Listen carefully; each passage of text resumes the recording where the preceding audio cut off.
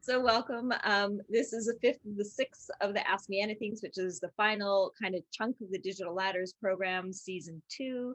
Digital Ladders is produced by the BC Alliance for Arts and Culture, but co-designed and co-facilitated between myself and Robert Wimet of Big Snip Media, who is hovering in a window somewhere around here, I think with his camera off, not sure. But there he is, waving. Hi, Robert.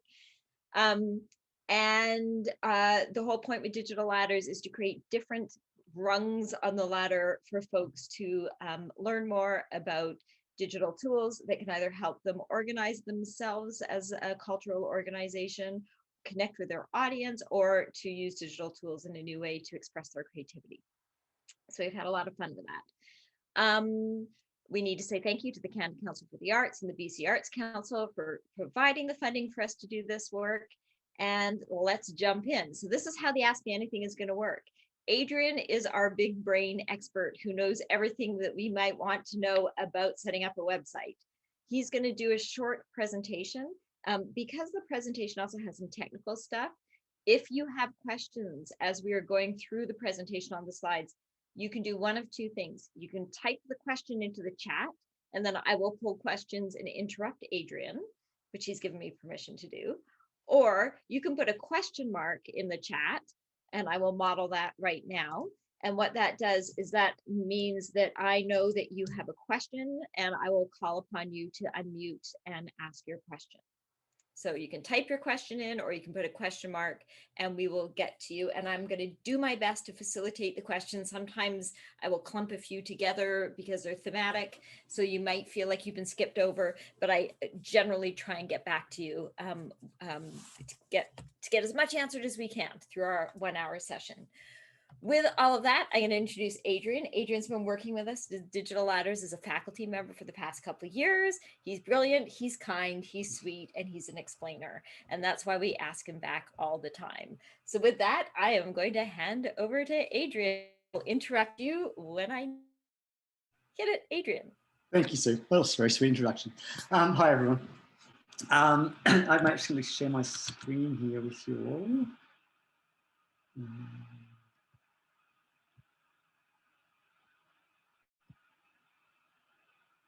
So today I'm going to give you guys a run through on all the things you need to think about when setting up a website. Now, this is not necessarily how to build the website, but it's talking through the various steps in leading up to that. But I'll take whatever questions you guys might have along the way.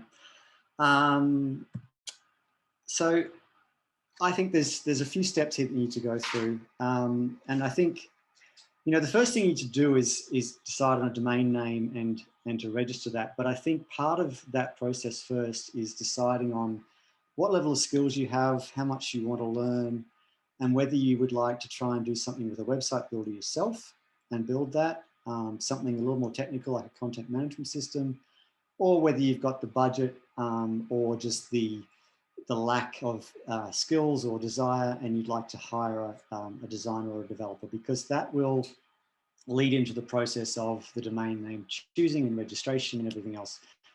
Because if you do hire someone, they will have their own thoughts on that process. You need to decide on a domain name, and that needs to obviously connect to your business or your idea or your project. You need to see if it's available, because things disappear. You need to register that, and we'll talk about the best ways to go about that.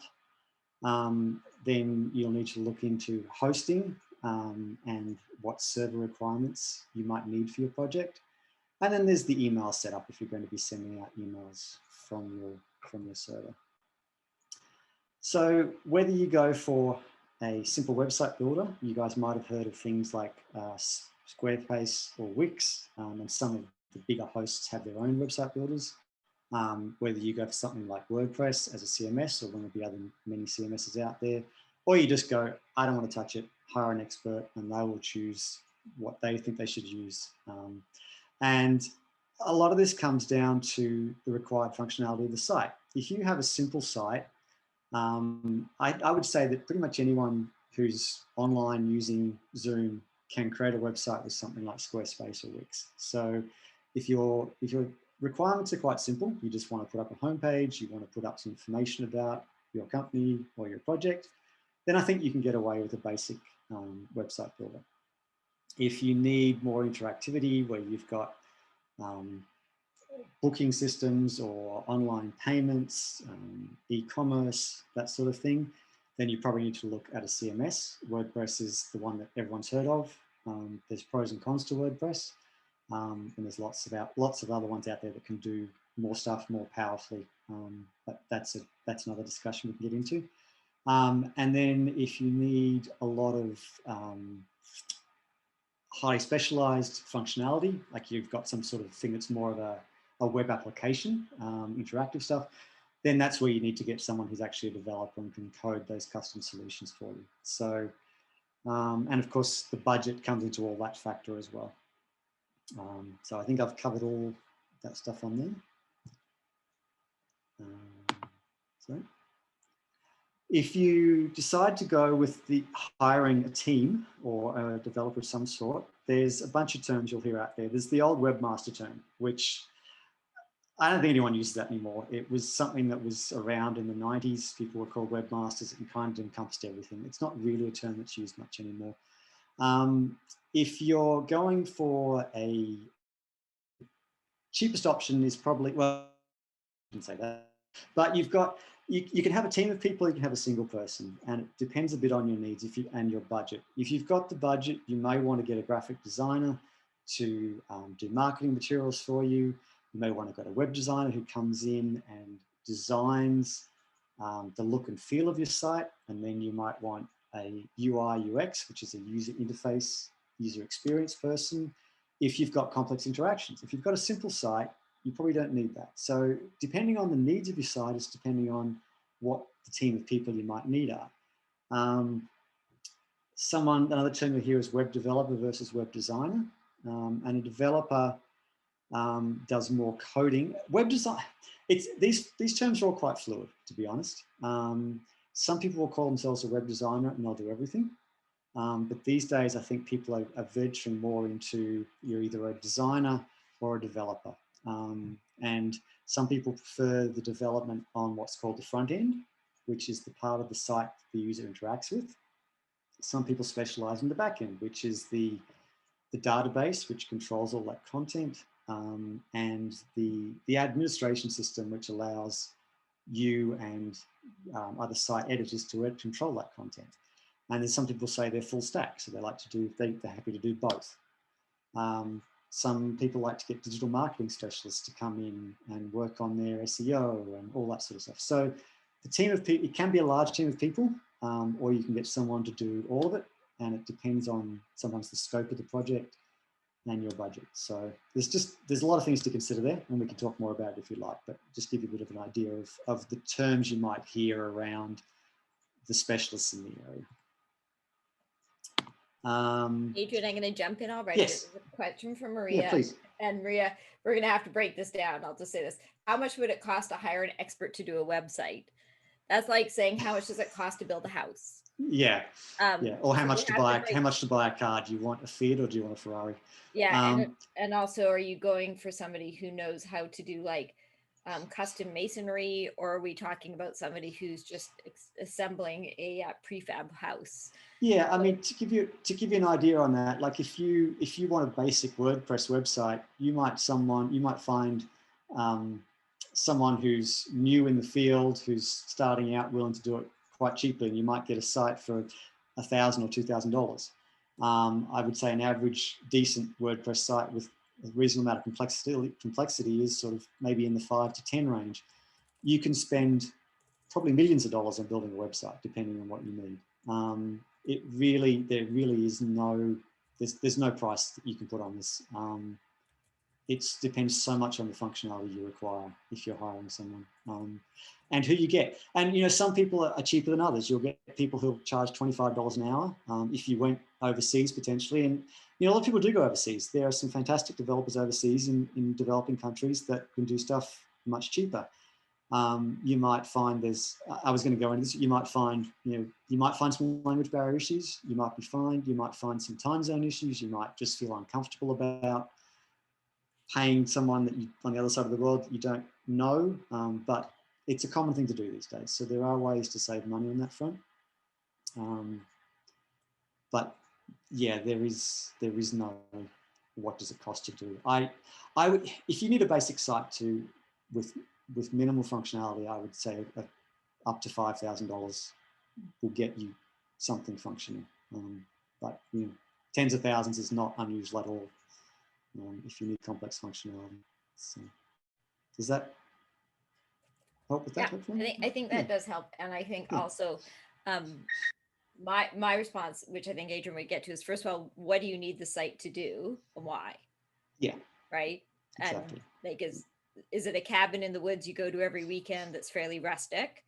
Or are we talking about we're building a complex for people who, you know, have very high needs and very high taste? So part of it is breaking down is what tools do you need this site to do? Like Yeah, Adrian started, like, do you need to sell tickets? So yeah, back to you, yeah. Adrian.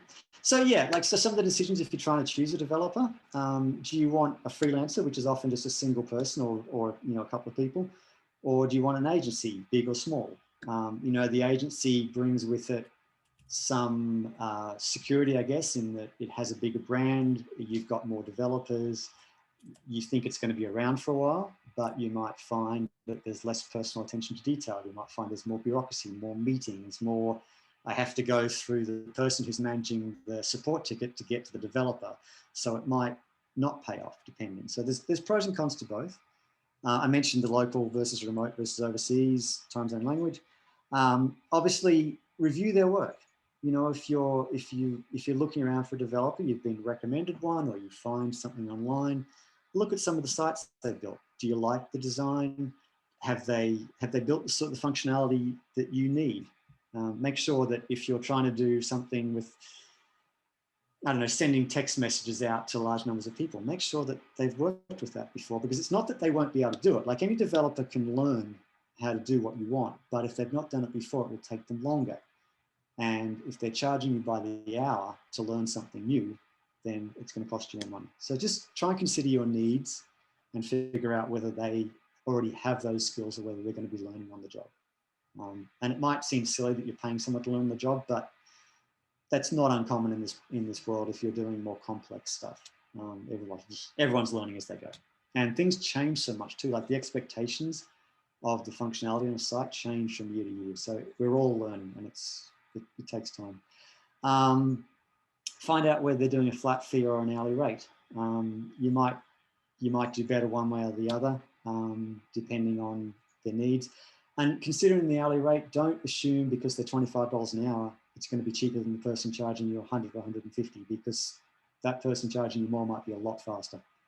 It might be a lot more efficient in the end. So you do get what you pay for sure.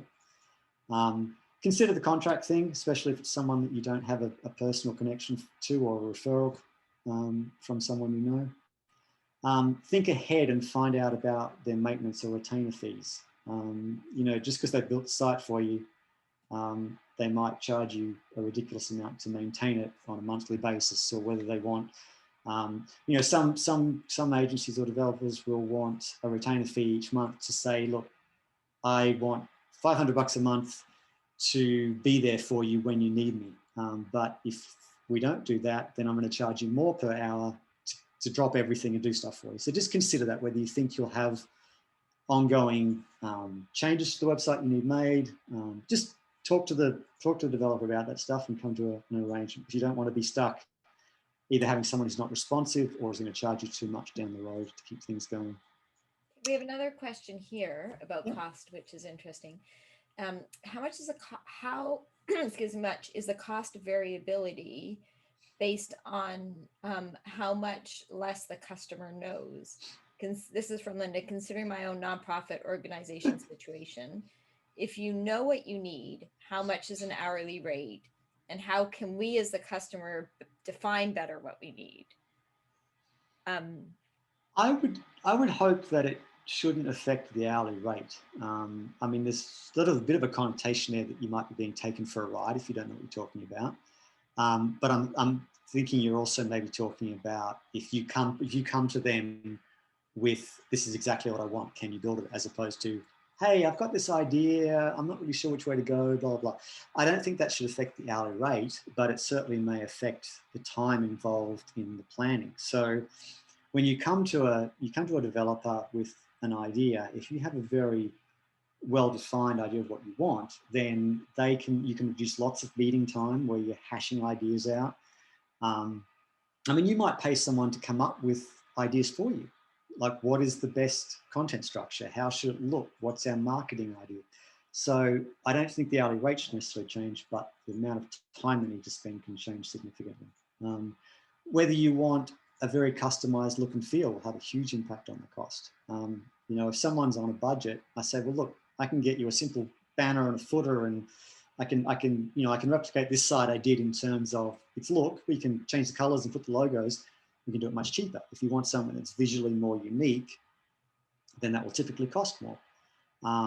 You know, if you're using something like WordPress or some of these other CMSs, there are themes out there, and you can find free themes, or you can pay for more unique looking themes, and that will save the developer a lot of time. Sometimes that works, sometimes the themes, those sorts of themes can save you money, but they can also be painful down the road as well if you think you're going to want customizations and changes to start from scratch without that sort of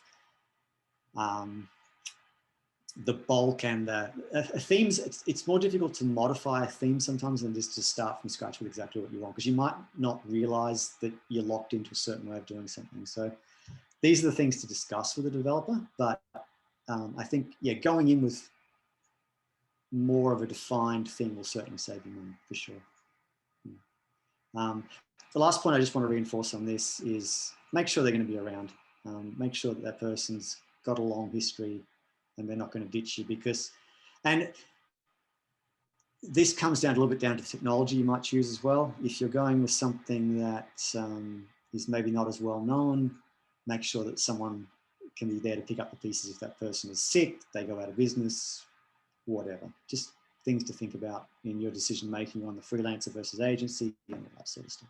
So, now, Right. Adrian, can you go back? yes. I want to ask one more question about on the previous slide, this idea of maintenance. Yeah.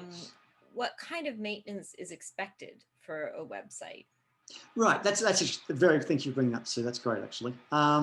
So it depends a little bit on how it's built, and I'll get into this in a little bit in terms of the servers. So if you go with a host which has managed, what we call managed servers, and I will talk about it more, then some of that maintenance is removed.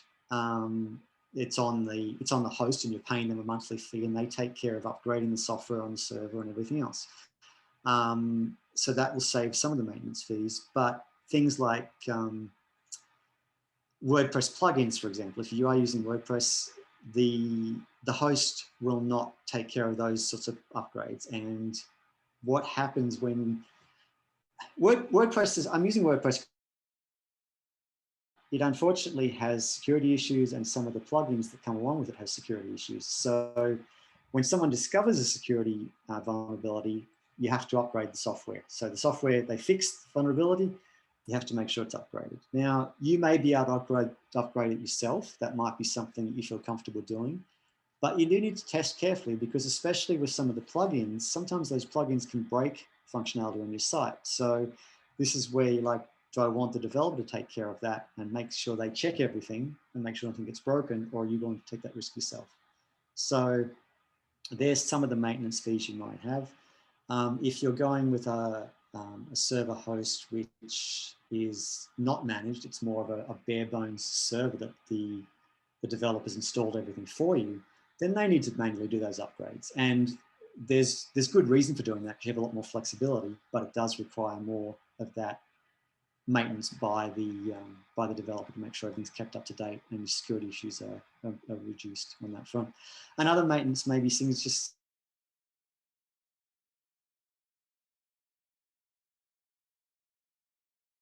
you might decide, I want to change the layout on that page a bit.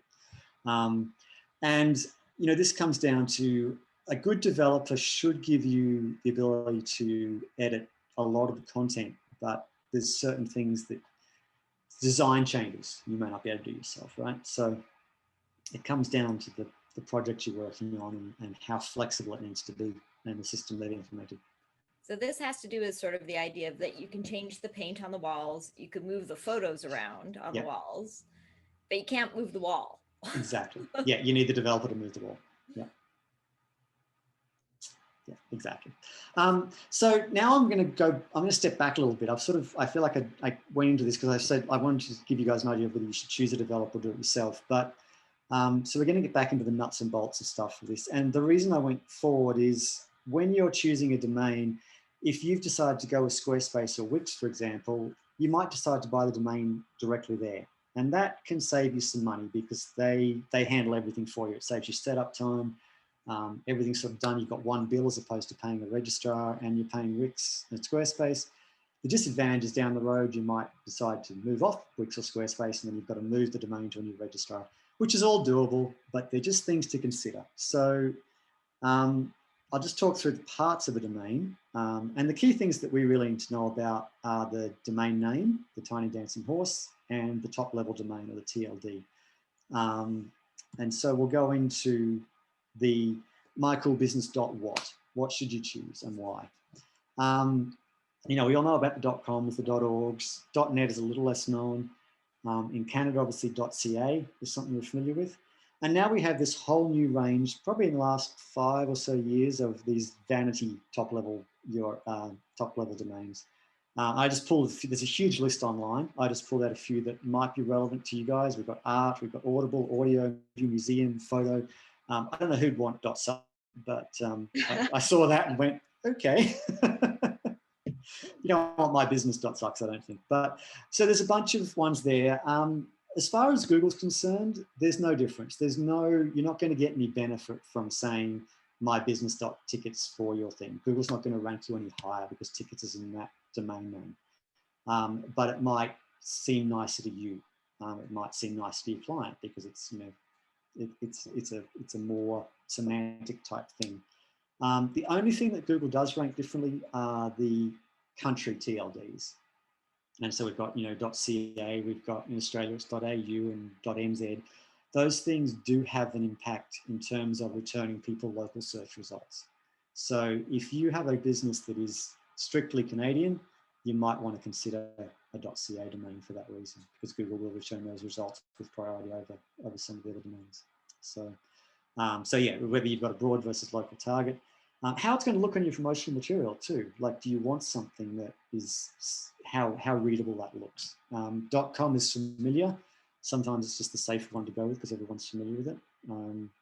Or .org because if you're a non-profit. The cost is a consideration. Some of these vanity ones can actually be very expensive depending on the domain name that goes with it. So, and sometimes you'll get suckered into a cheap price, the promotional the first time round, and then when you go to renew it, it goes from being, so to give you an idea, a simple .com domain might cost you $6 or $7, $10, $11 a year, and it varies. Some of these fancier domains can cost thousands, if probably not tens of thousands. So make sure you look into the cost before you decide on something on that front. Now we've decided on our TLD, our .com or whatever. Now it's the domain name itself, that bit before it. And things you want to think about, keep it short. Don't make it some big long thing that's hard to put in your promotional material, hard for people to type.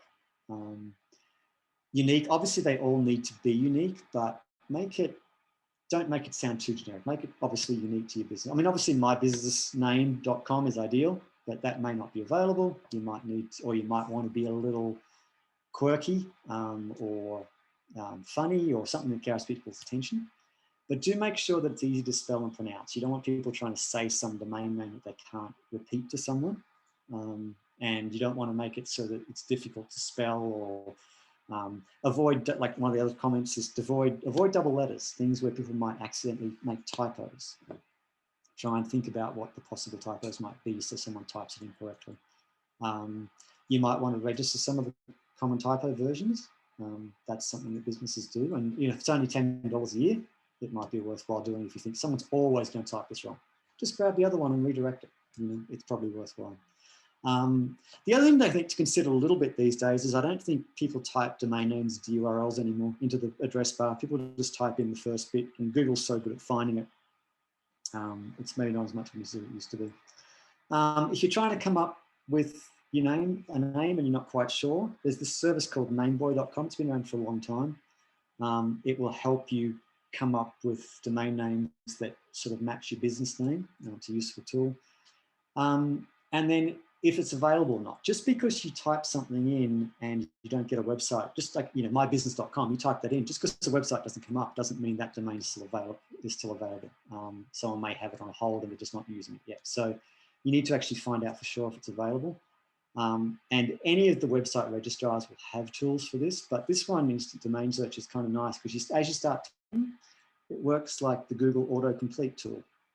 So it actually populates possibilities for you. So it's nice and quick and easy just to go, oh, that's going to work or not, as opposed to typing it, clicking check, and then it returns results. And oh, no, that's not available. You got to try again. So that's a really cool tool.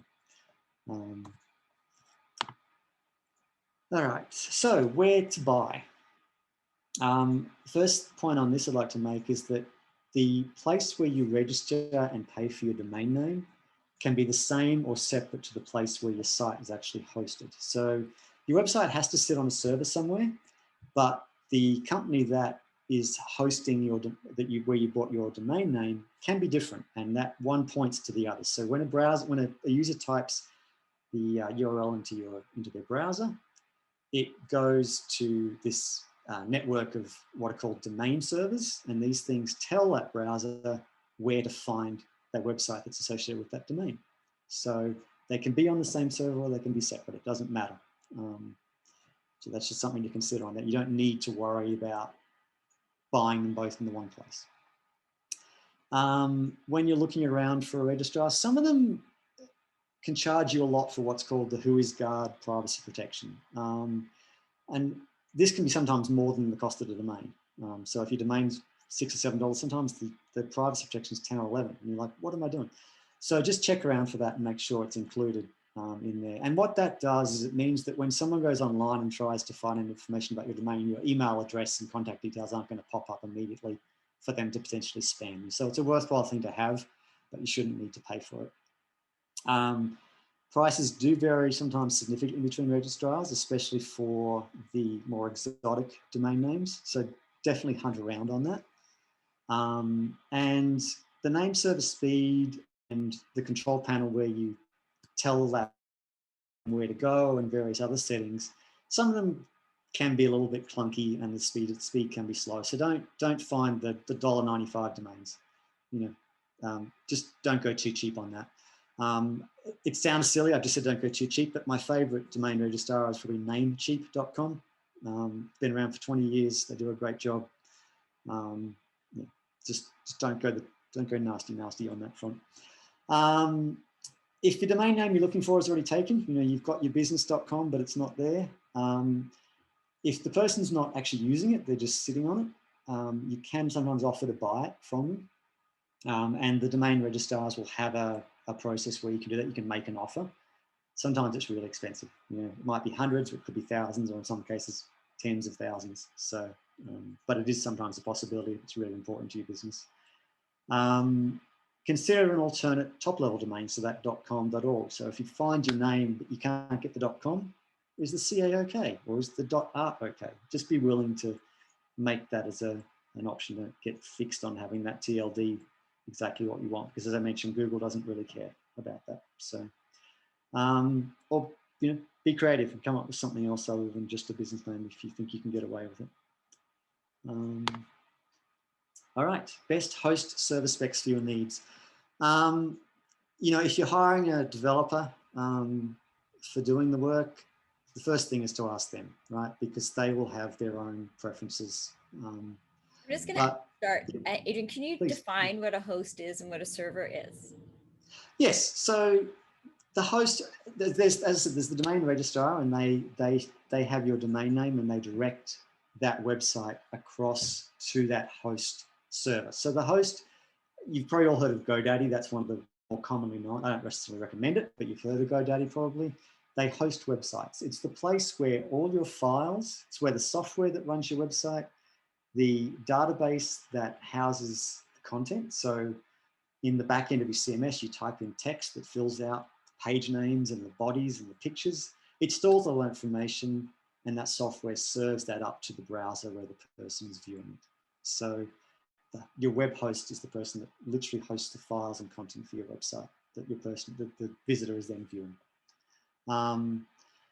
Location actually does make a difference. So yes, we can access websites from the other side of the world, but if the majority of your users are local, then a local web host does make a difference. It does take time for those signals to travel around the world.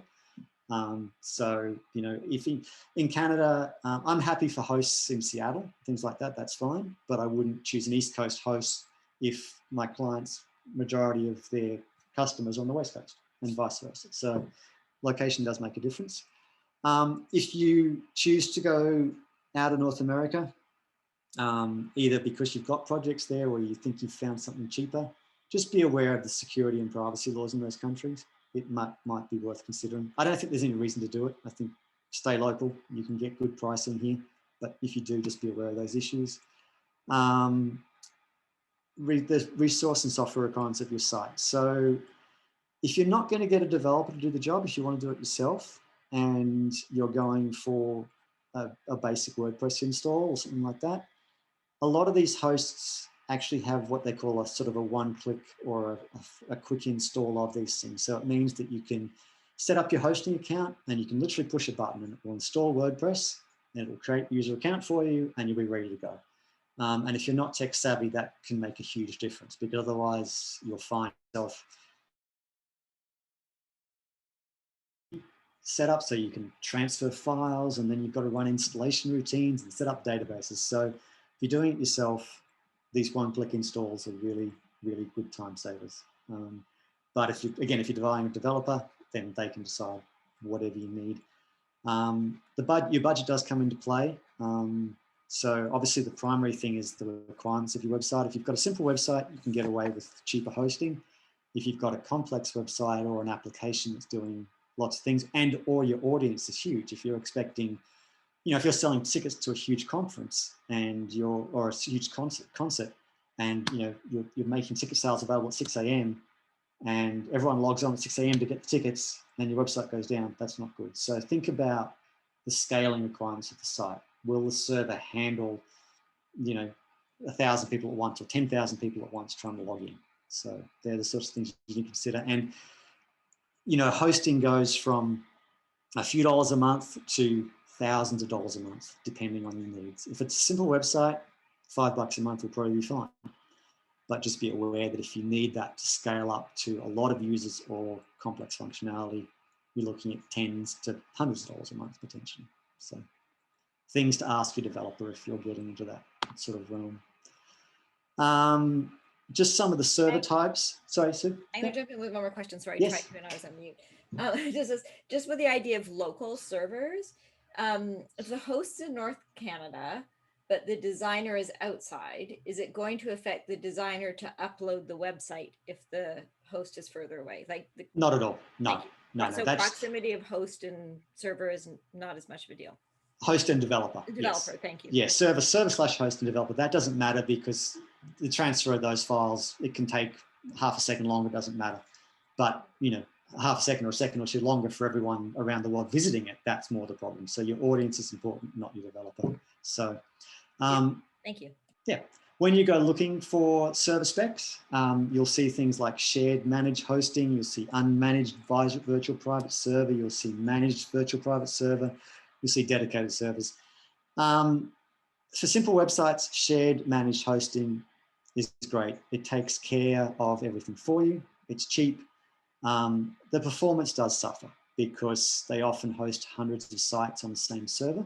So if everyone's hitting, you know, if you've got Joe's Garage and Bob's Garage, all these other sites working at the same time as you, that will impact the server. So you've got to think about that when you're deciding what you need to do. There's also potentially security concerns on shared hosting if it's not managed properly, because if there's a security hole on one of the other sites on that server, it may impact yours. So these days, I would recommend people the average person getting a managed virtual private server.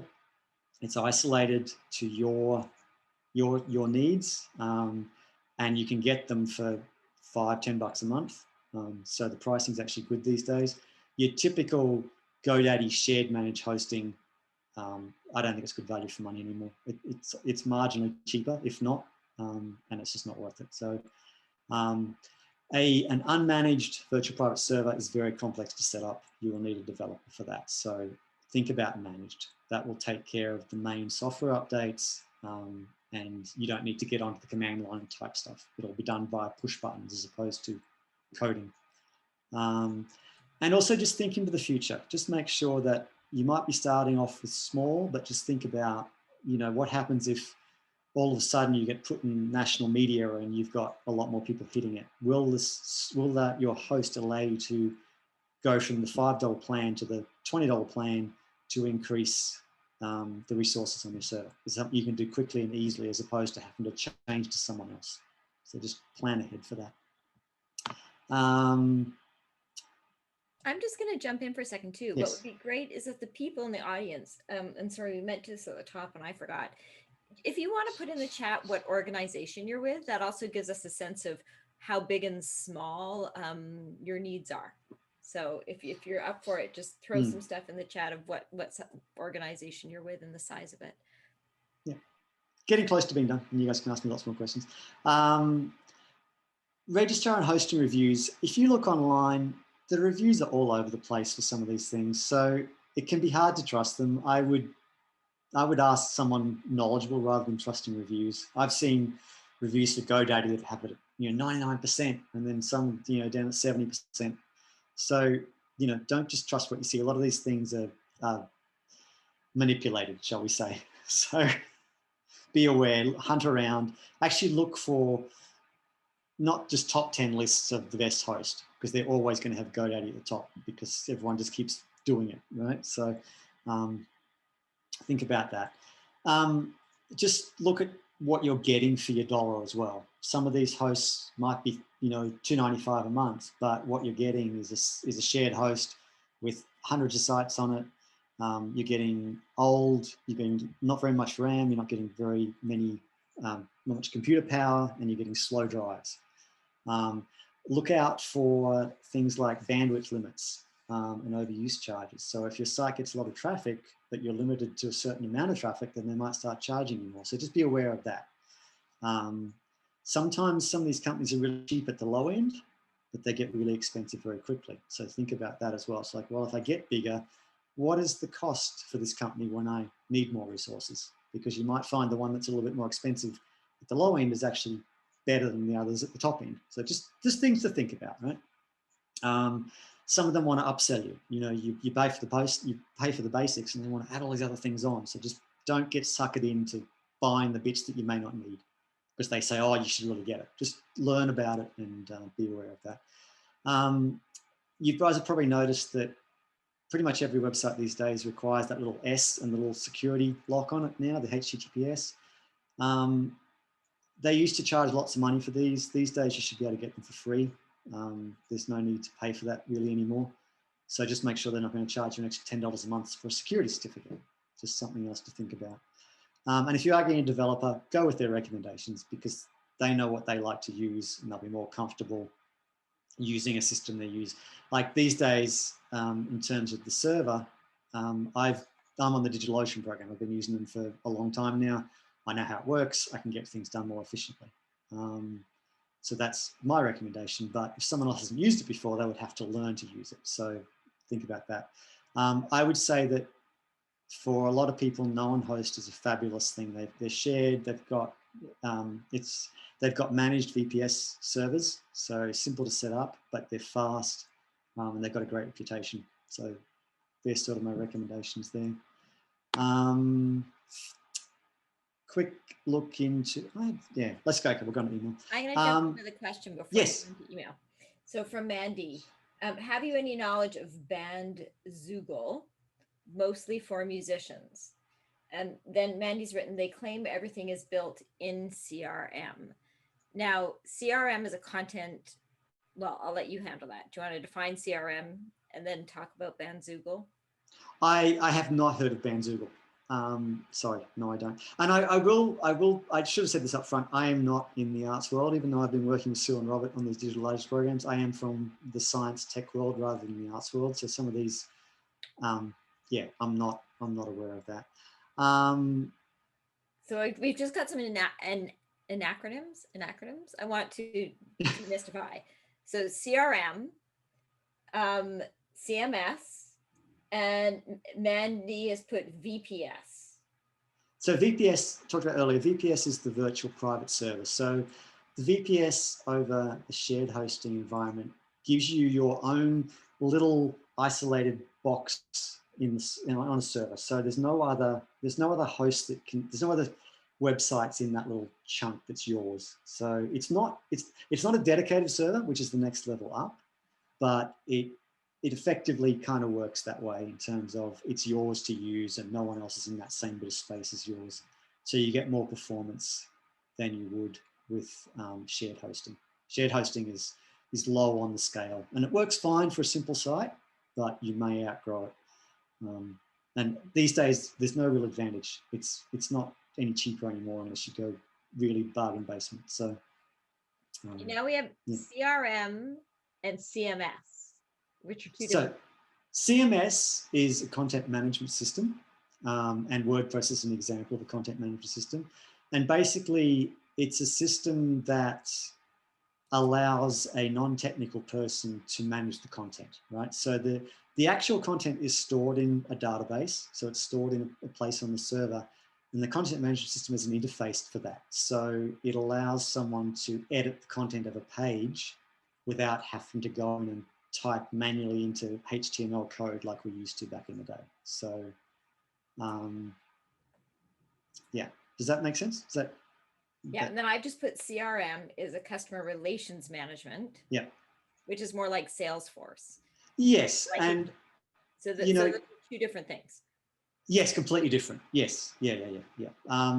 Whether you need Salesforce or one of the CRMs really depends. I tend to, personally, because I'm a developer, I tend to build that functionality into my site rather than relying on an external service. So it depends on whether you need all the tools that CRM provides or whether you just need a subset of it and whether you want to.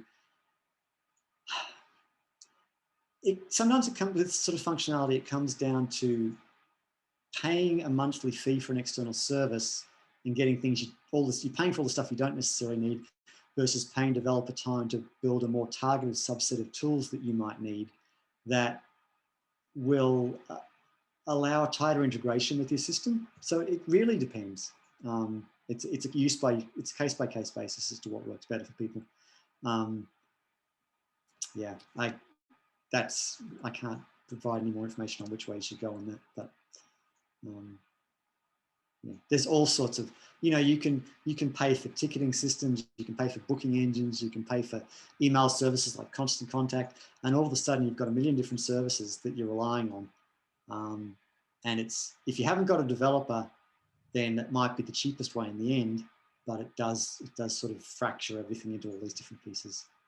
So if that makes sense. Again, I think it also depends on what is your organization budget, how many times do you need to use certain tools in your say year. Exactly. Yeah, the CRM might save you a fortune if you're using it on a daily basis, or it might just be a huge expense that's not actually justified. Right. Like, so for example, a donor management content, you want to have a CRM for donors. That's great for the Vancouver Foundation. Yeah. I don't know if you need it as a small arts organization. No, exactly. Right. Yeah. So it's just that whole thing of what is your scale? And then, or like if I'm going to do 6 events a year, Eventbrite might be the best way for me to get that information and to just use that. And it's super easy for me. I don't have to build that. Now, however, if I'm running 4 events a week, I might decide that I want to have a customized event management kind of process on my own website. Yeah. And so it's worth me building it for my needs, how I want it up front. So again, this is all like, do you go to IKEA and buy like the cabinets for your kitchen, Or do you hire your artisan local person to actually cut down the trees and, mill the wood and build you something that is completely a piece of art for your Yeah. kitchen cabinets? Yeah, no, exactly. Okay, not exactly. Love the analogy, Sue. Okay, let's talk about email.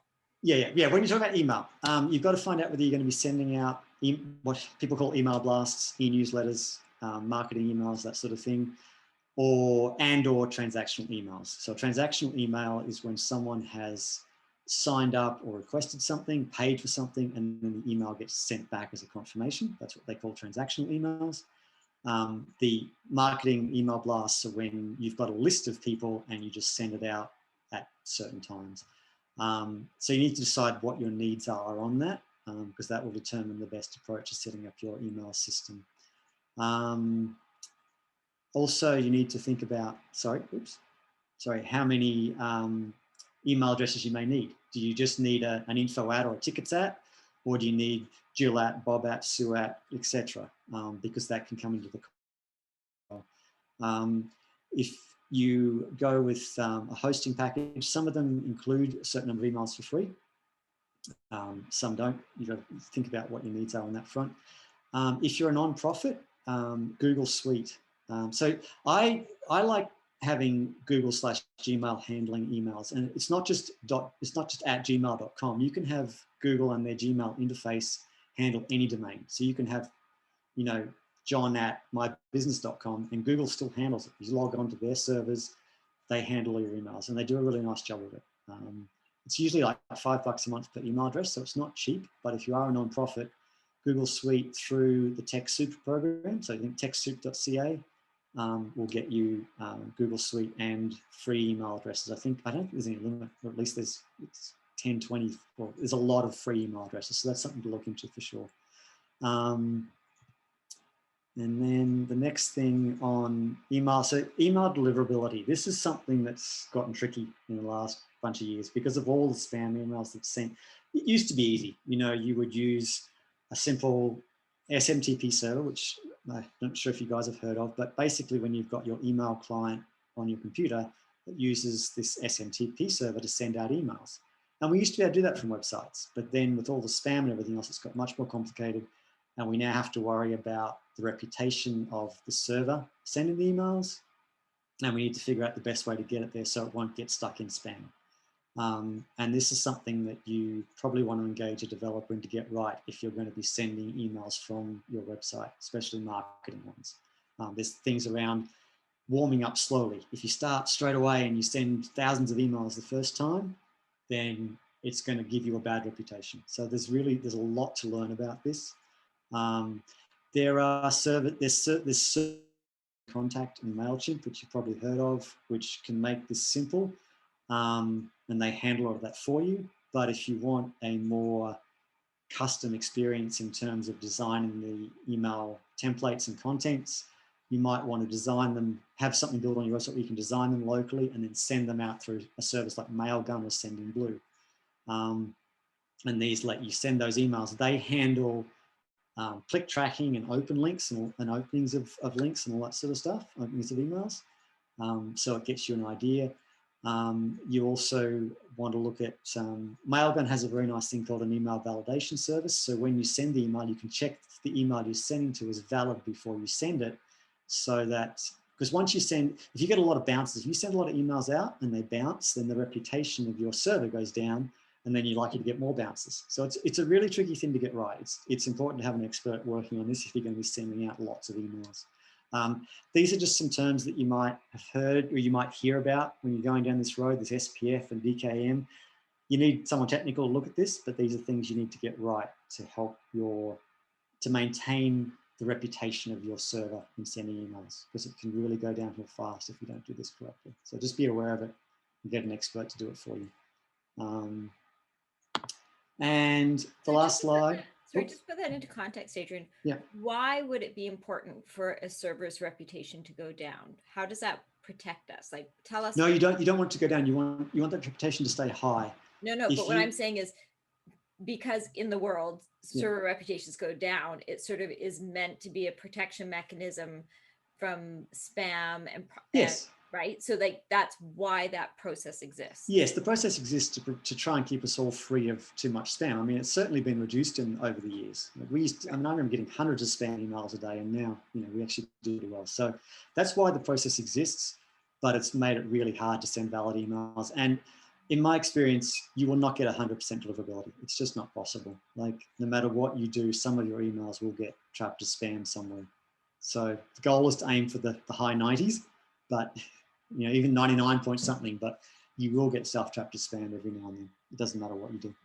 So, but it's a challenge to get it right these days. So just a quick run through on the process. I know that sometimes if you hire a developer, they might set stuff up for you in terms of the domain and the host and everything else.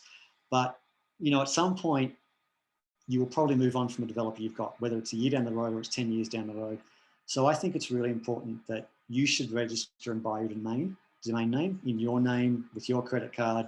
So you get the billing and it's connected to you, because if that developer disappears and it's got their name on it, it's very hard for you to get that back. So make sure you do it.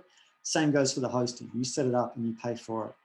And then once those are done, then in the control panels for these things, which are really simple to use, there'll be a thing that says, invite someone to have access to this. And then you can invite a developer to come in and with their account, and you can just give them a certain level of permission. You don't give them owner access, you give them developer access, and they can do what they need to do to get your site working without them having control over it. And the same goes for other services like email sending, like Mailgun, etc.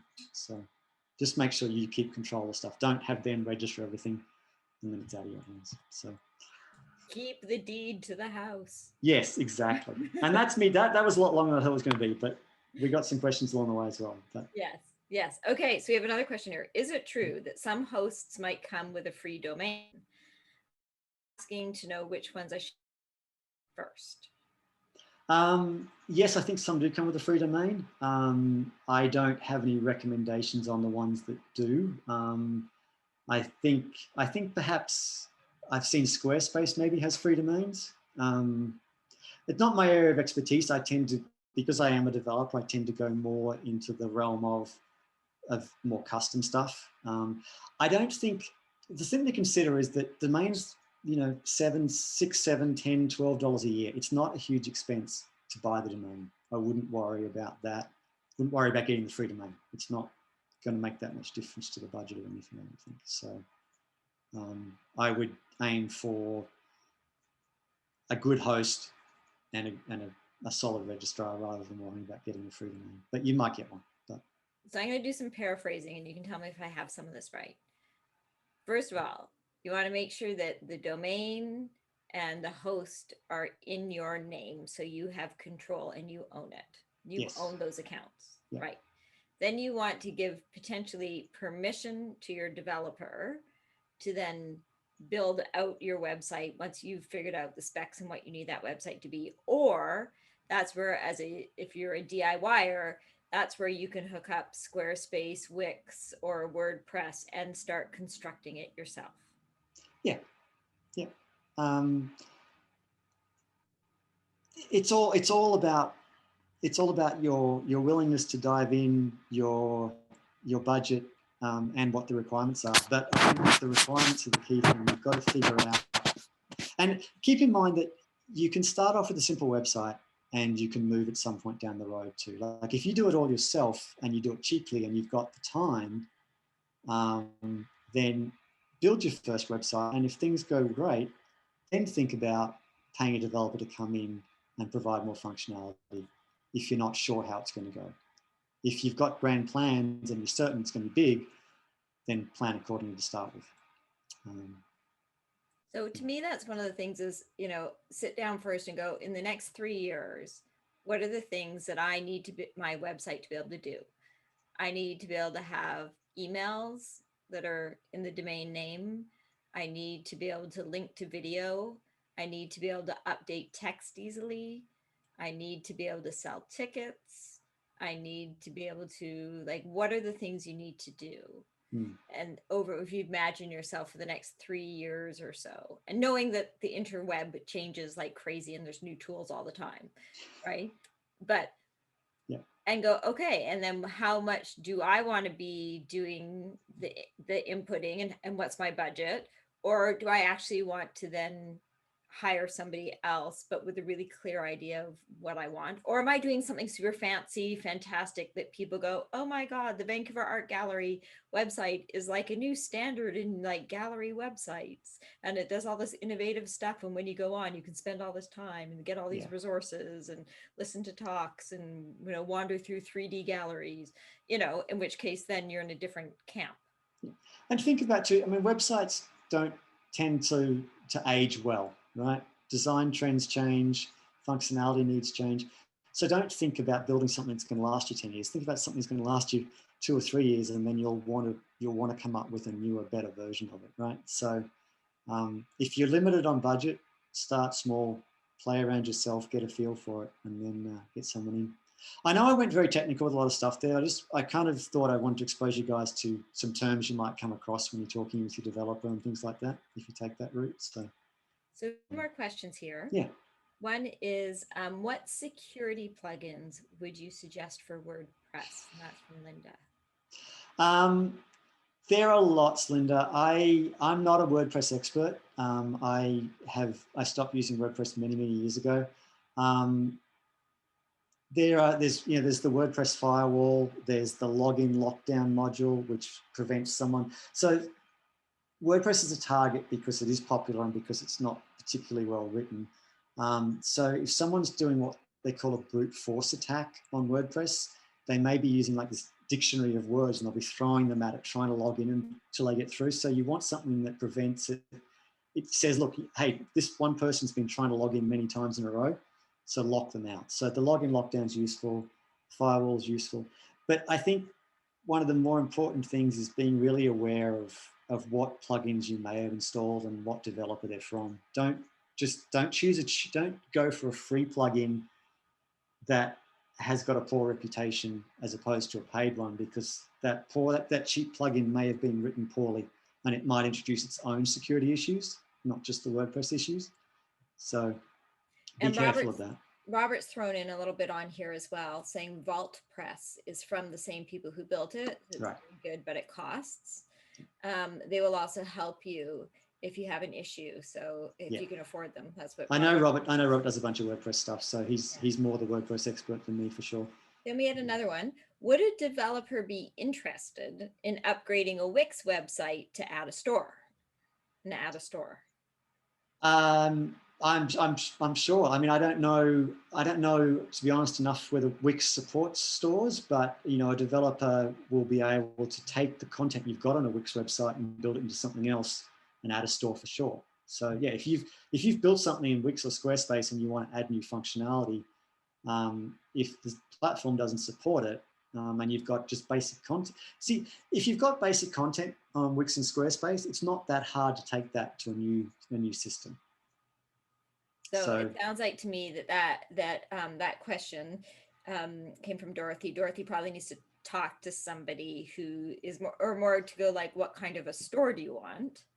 Yeah, how complex that needs like what kind of a store, and then finding somebody who either can bridge the two or who can find that's a conversation, not just about mashing this and this together. Yeah, exactly.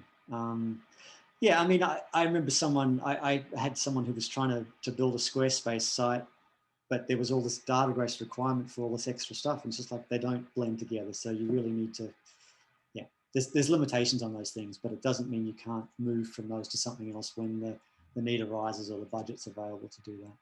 So. And I think what's amazing about this is, first of all, there's a whole bunch of new language, and second, these new parts that you have to think about connecting. And I think Robert Wimet is the person who always says, first of all, why do you need it and what do you need it to do? So why do you need the website? What do you need it to do? What functionality? And then you can talk to somebody like an agent who goes, oh, you can easily do that on a Squarespace, or actually you need something more complex. Because how to build a website and how much does it cost, or how much does it cost to get somebody to build a website? That is the question of like, how do I build a house, and how much does it cost to build a house, and who should I hire? Not the starting question. Right? So we're not just talking about a one size fits all for everybody. So you want to give it some thought about really what's going to suit you for your goals. And there's always that balance between planning ahead and not planning enough, or not, like, don't overcomplicate it at the start, but make sure you just think about what the future might be. Don't try and plan for everything in the future, because you'll never be able to do it, and you're going to rebuild at some point. But just be aware of it. But don't let it don't overcomplicate things if you're on a limited budget to start with. You can do an awful lot yourself very cheap. And there's great tools. So I just want to say thank you. I know that this is sometimes challenging, all this technical conversation and words and stuff, but it's lovely to be able to be together and have somebody who can answer questions, and to just spend an hour kind of taking a little hunk of that into our learning. And that it's just so important for the culture community to start to feel that we can really be empowered to be online and using these tools. And there are beautiful people who understand this world, who are willing to be gentle with us. So thank you, Adrian. I hope I was gentle. I'm not sure that I was, but please feel free to follow up with questions, because I didn't get to enough question time today. So okay. Thanks, everybody. Our last Digital Ladders is next week with the crazy, wonderful, and amazingly creative Roland. And so take a look at that one and sign up if you'd like to join us. And I think eventually there'll be a survey that goes out from Joyce to see if these formats have worked for everybody, so that can influence our programming for our next season. Thank you all. Stay safe. Thank you, everyone. Stay healthy. Thanks so much, everyone. Join us next week. Cheers. Bye.